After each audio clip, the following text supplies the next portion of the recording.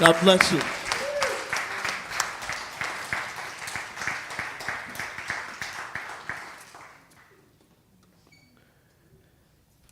I have no idea how to follow Des,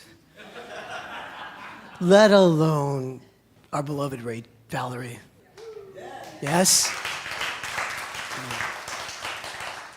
I should have so much talent. Jeez, wow. Des, where does that all come from? The universe. Wow, beautiful, thank you. Good morning, Pacific Coast. Good morning.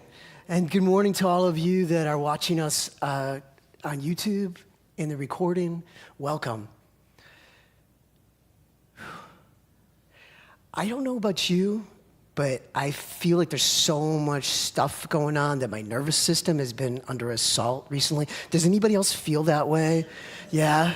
I know somebody said to me this morning, I asked them how it's been, and they're like, it's been just one bleep of a week, right? You can fill in the bleep. So let's do this. I just want you to take in a breath right now. Just breathe in and breathe out. You don't have to get all fancy in your chair and get all holy. Just breathe for a moment, all right? I want you to just breathe and recognize this is a sanctuary. This is a holy place. This is a refuge where you get to come and restore yourself, recognize and remember who you are. And you do that amongst your brothers and sisters, your family, a chosen family, your community. So just breathe that in and feel the goodness of being in a safe place where you're loved for who you are and who you're not.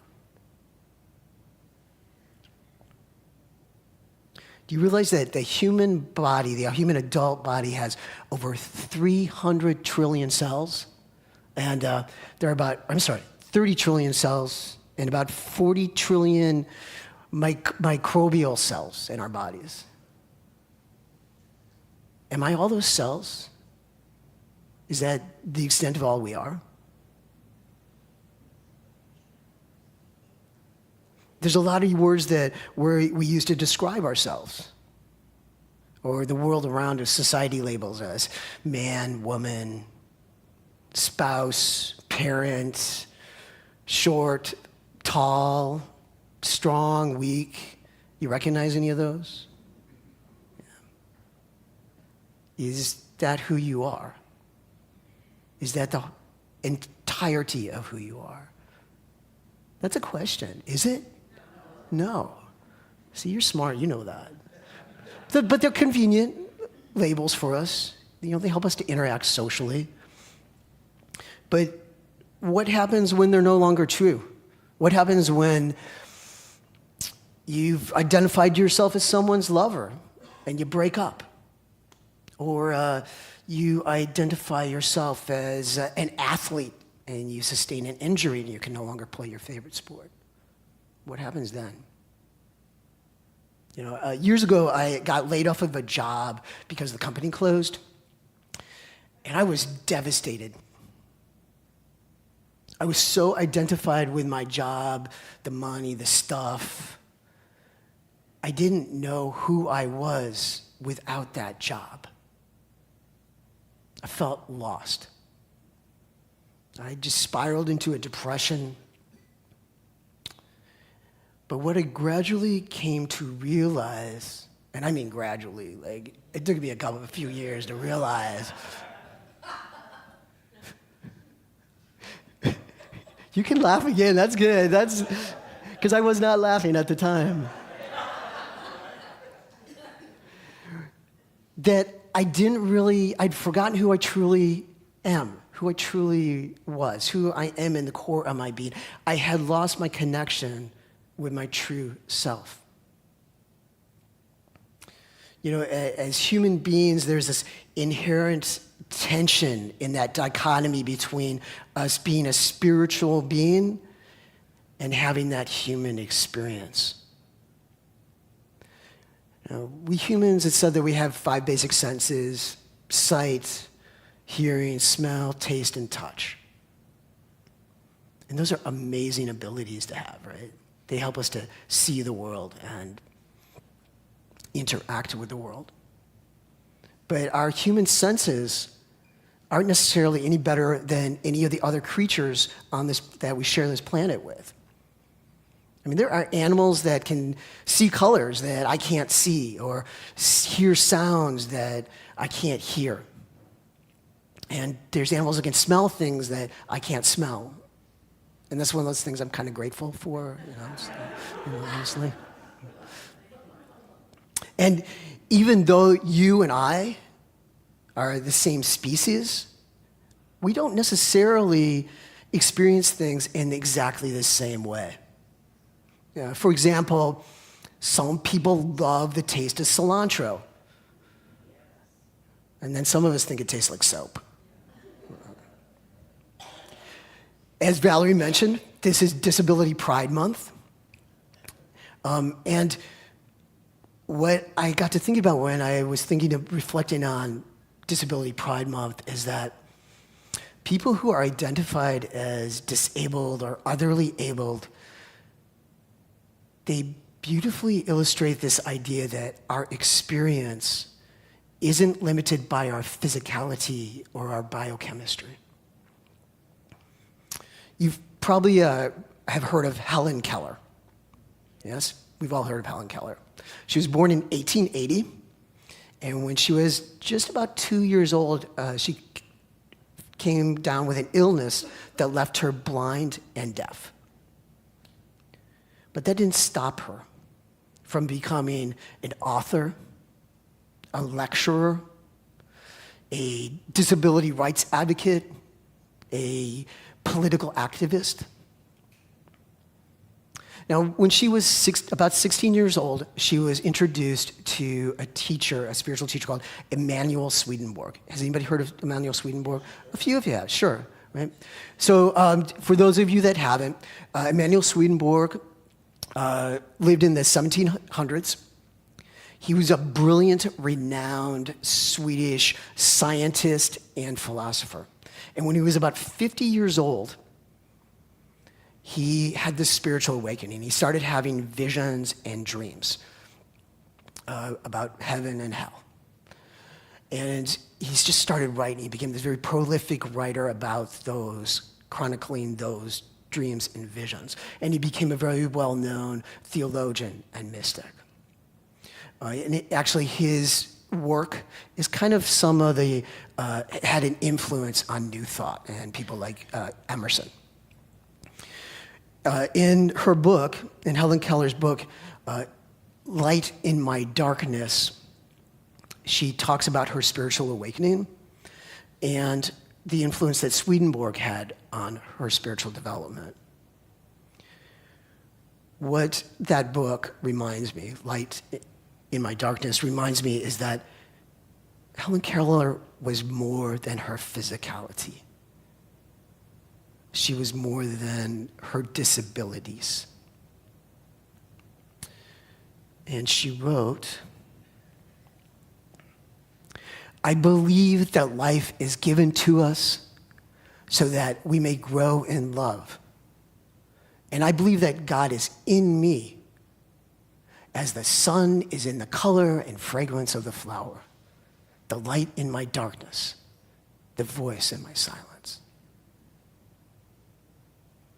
Just breathe that in. It so beautifully articulates that God is not external to us,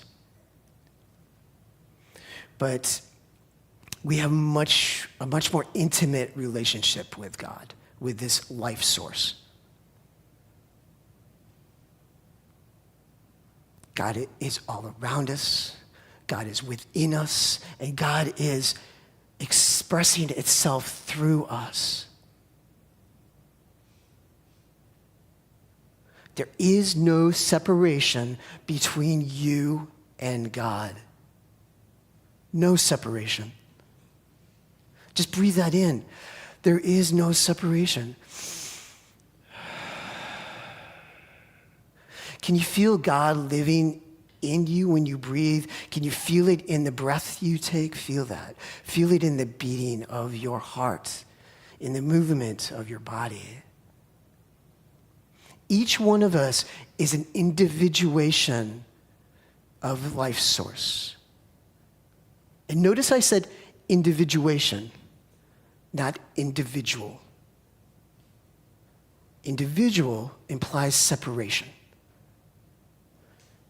You are not separate from life source. An individual is me and you over there, whereas individuation, or to be individuated, suggests that each one of us is a unique expression of God, of life source. So these are aspen trees. They're beautiful, yes. I don't think a photograph can really ever capture nature, but we'll make do with what we got right now. So I'm using the aspen trees as an analogy for, and it's not a perfect comparison, but it's helpful. Because we see the trees above ground, but below ground, aspens have a very extensive interconnected root system. And because of this shared network of roots, a grove of aspen trees can actually be considered a single massive organism. And that interconnectedness allows them to share resources and even communicate with one another. Incredible idea that trees communicate with one another, just like, okay, you can just park that one for now. We're gonna go back down the track. So in other words, a tree, one of the trees you see there, is an individuation. It's individuated from that root system, from that interconnectedness.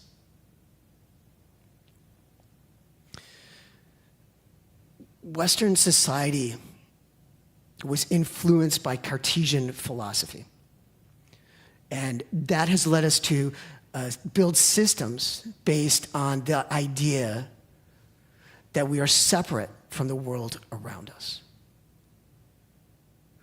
And so it can be challenging to understand the depths of our interconnectedness, how deep it goes.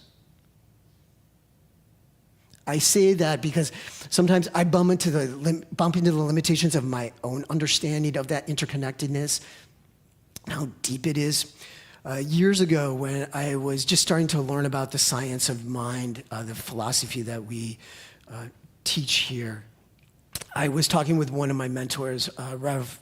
Asha Bursa Johnson, about the nature of who we are. And she told me, everything is an expression of the creative force. I said, everything? And she said, yes, everything. So, and that can be a really nuanced discussion, but important in our understanding for now is that we as energetic beings are connected with the rest of creation. There's a philosopher, it's someone I turn to really challenge my thinking, Bayo Akumalafe. And he might describe himself as a recovering psychologist, a public intellectual, a renegade academic, a teacher, a Yoruba poet, a son, a father, a life partner.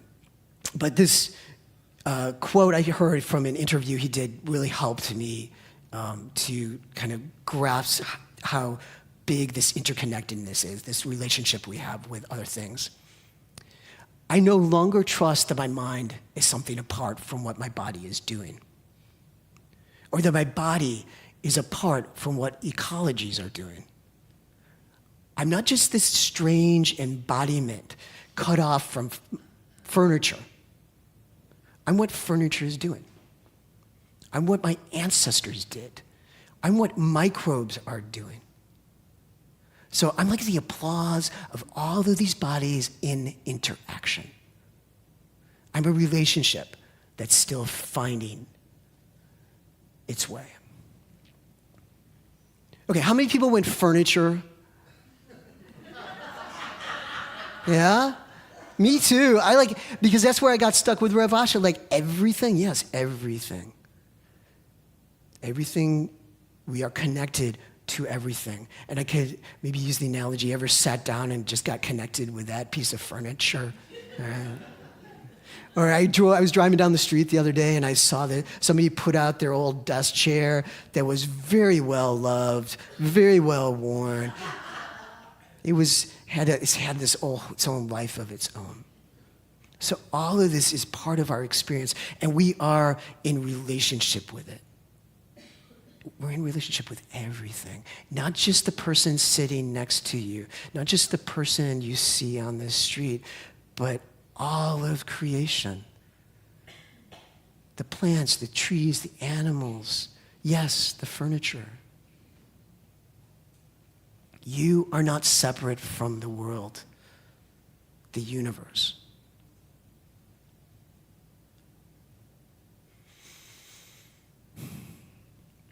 I better get moving along here because time's ticking. What then is the nature of life source? God that wants to express through us. We give source a lot of attributes to understand it. We use words like joy and freedom, abundance, creativity, peace, wisdom. And we need that for our human understanding, to grapple with what life source is, how big it is. But I think love is this term that we can use that just kind of is this umbrella and all-encompassing to describe life source, to describe God. And if we use my human understanding of love, it's kind of limited. But if I think about when I have that experience of love, that open-heartedness I feel, that lightness of being I feel, but expand on that, make that bigger. Imagine there's so much more than you. That is God. That is light. That is love. So I can only describe what I believe to be true about God's love. It's unconditional, unrestrained energy that creates universes and molecules. It's always active and always present. That is what created you and wants to express through you as you. The unique you that is interconnected in a relational dance with everything. So just take a breath right now. And Ernest Holmes told us that the vision you must catch and hold is the consciousness of a union so complete and perfect that you find no difference between your own being and God. The two are one. There is no difference between you and life source. There is no difference between you and God. There is no separation. Feel that connection right now. Just breathe into that.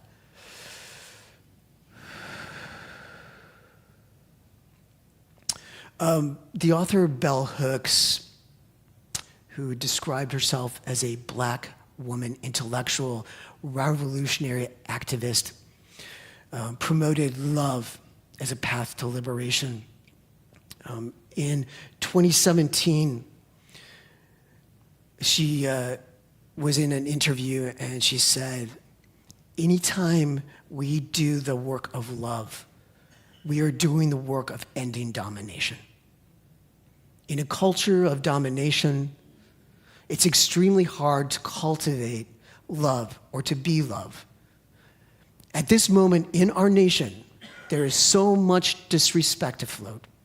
Respect comes from a word meaning to look at.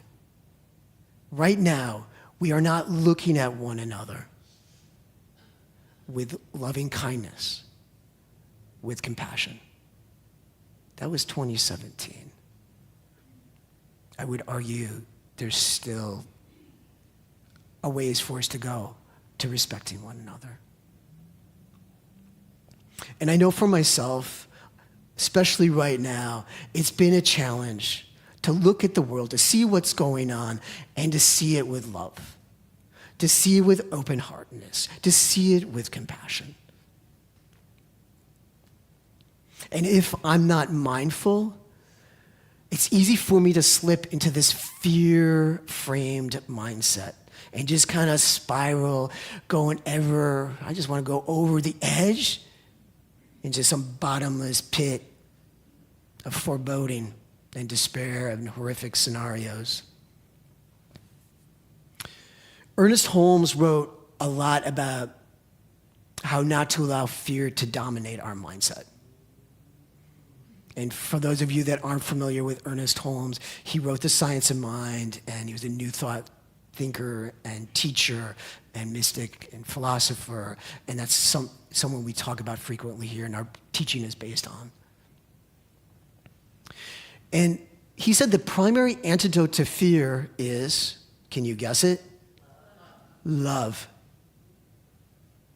By remembering our connection to the divine, to life source, and allowing it to act through us, to be us, you become the eyes of God. You become the ears of God. You become the words of God. You become the action of God. You become that embodiment of life source, that embodiment of love, expressing through you as you. And as you become that, you tap into the roots of the interconnectedness and this knowingness that you are not alone. We are in this together. Do you ever have the sense that you're alone right now? Not when you're in this space. When you come here, do you feel connected with others? Yes. Do you go out in the world and forget that you're connected sometimes? You can always come back to that connection through that love, through remembering who you truly are. That you are that child of life source, of God. You are that expression of life, moving through you as you. So you ready for your call to action? Yes, sir. All right. Your call to action this week is to find a place in your thoughts or your hearts or in your actions where you can bring love. It might be when you're looking at your news feed, pray the news. It might be when you interact with somebody that makes you uncomfortable. Can you bring love to that situation? Where can you bring love? How can you be love? How can you allow love to flow through you as you? Because you know what? There's a world that we all know is possible, and we are the ones that can create that world and make it happen. Do you believe me? Yes. Do you believe me that you have the power to change the world? Do you have the belief that you are an expression of God, of life source? Yes. Do you believe that you are life source? Yes. Can you feel God moving through you as you? Yes. Just take a moment, and I want you to breathe. Untangle yourself and feel yourself on the floor. Feel yourself connected to that piece of furniture. And as you're breathing, I want you to imagine that in that moment when you are feeling disconnected, that there's something you can put on that reminds you that you can see as God sees. Maybe it's a pair of goggles, or you have earphones that help you to hear as God hears, or a microphone that helps you to speak as God speaks. And whenever you're disconnected, you can put that on and reconnect yourself anytime, any place. You got it? All right. Thank you, Pacific Coast. I love you. Thank you for watching. Thank you very much.